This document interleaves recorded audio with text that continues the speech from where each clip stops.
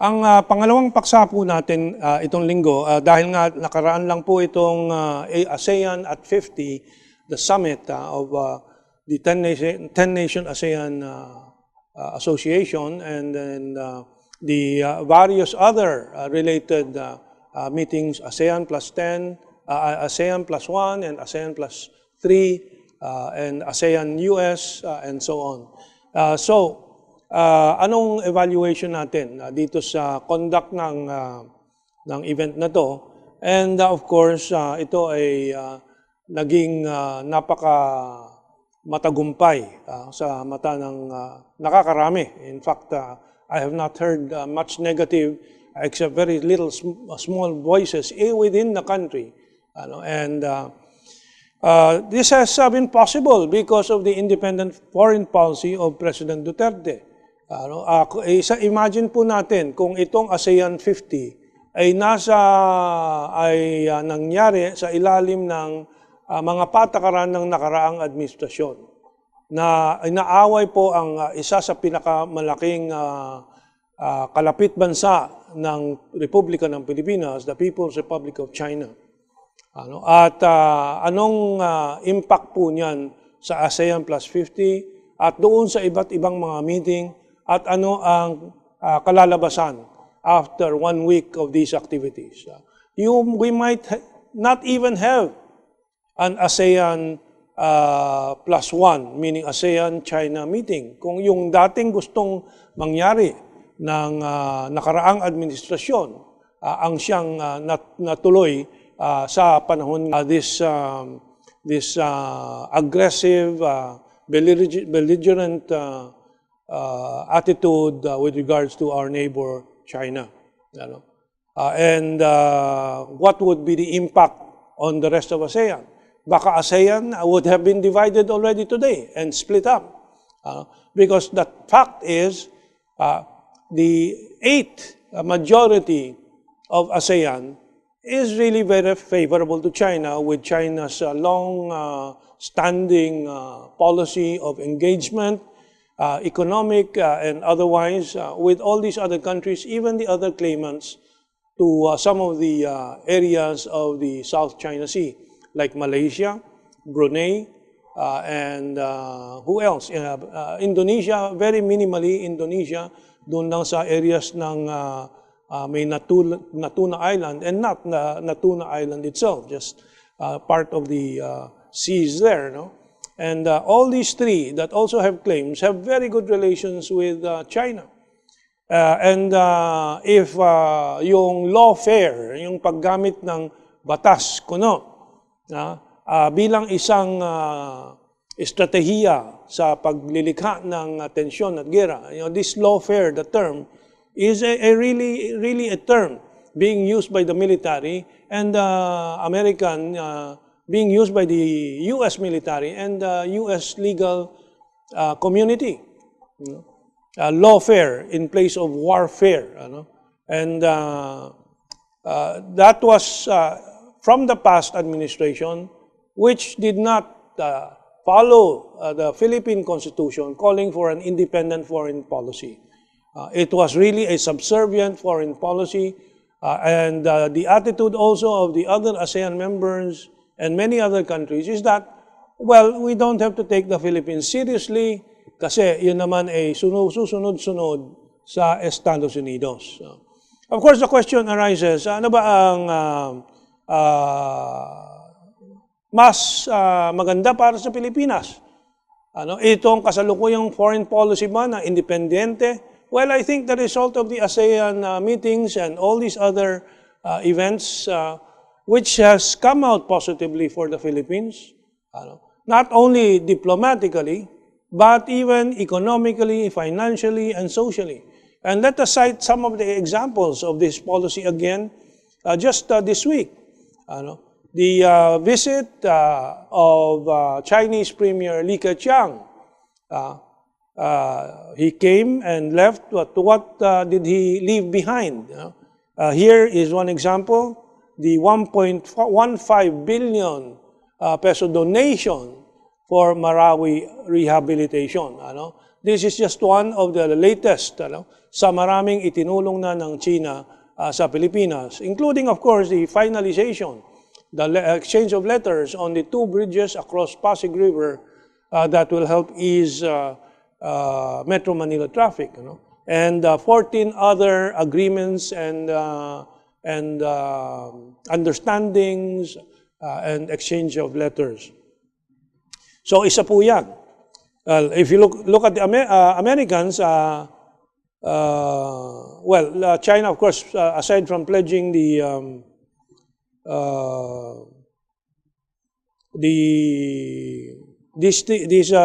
donations, of course, I don't know if he's already does 13 other deals, and the defense cooperation was also signed. But following that, President Trump of the United States also pledged almost 800 million pesos to the Philippines, or $16.3 million for the Philippines drug war and Marawi assistance.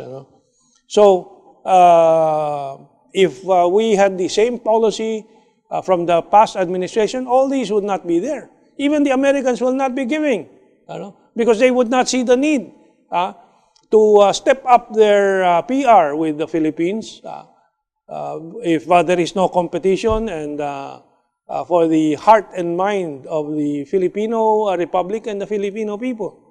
And not only that, these are the 2 major powers of the country.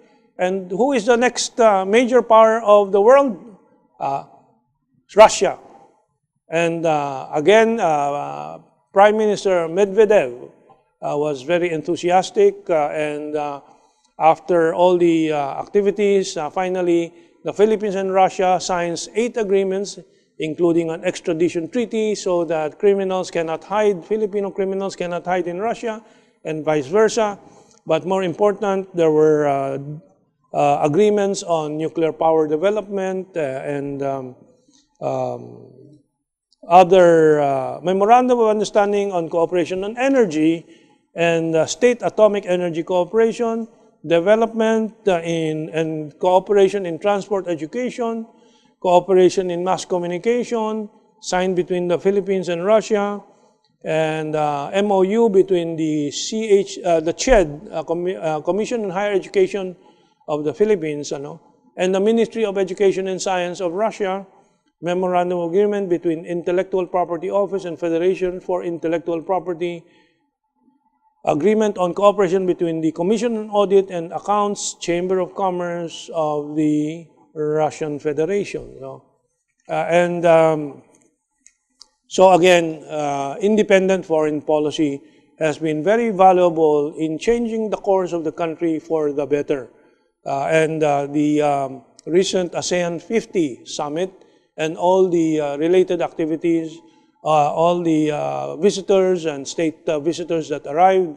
Prime Minister Modi also was very impressed with the Philippines, and there is a statement from Prime Minister Modi of India that now he does not wonder why many Indian IT companies have invested in the Philippines, because of the Philippines' very conducive investment atmosphere, economic environment for these Indian internet or information technology companies to thrive. And with this, I think we can safely say that our foreign policy direction is very productive under President Duterte and the independent foreign policy.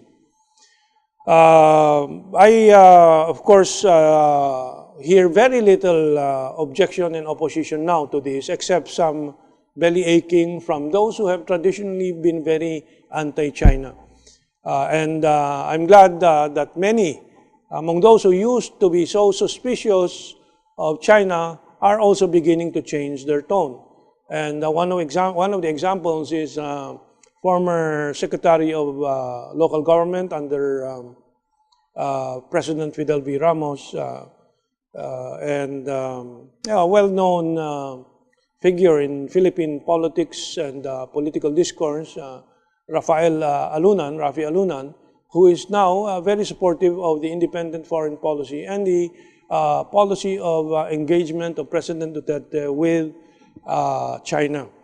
Of course, the holdouts, Supreme Court Justice Carpio, and of course, Ambassador Del Rosario, who used to be Secretary of Foreign Affairs, who it is especially important to note is an American green card holder.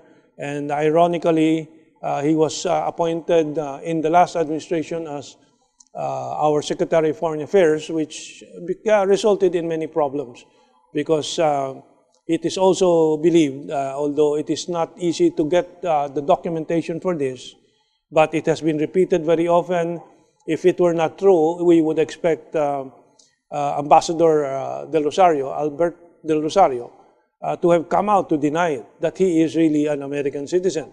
It's not a document that we could find on the internet, so they must be keeping it very closely guarded. There are others, of course, in the media, and the Philippine Daily Inquirer, although it has changed ownership from what we hear, has not also been keeping up with the changes and continues to feature only those views and news items that are very critical of President Duterte's pivot to China on the basis of the independent foreign policy. But overall, I think the result, again, we need to stress, has been seen, the positive result of the independent foreign policy of Duterte. That's what the IFP means, independent foreign policy. The result and the evidence is very clear from the recent ASEAN 50 summit and all the related meetings and all the positive publicity the Philippines has gotten from the visits of all these dignitaries from many different countries. So with that, I think we can end this commentary for this segment and stay tuned for our final discussion on the Philippines now being a global factor, a factor in what is happening in the rest of the world. So let's take this break.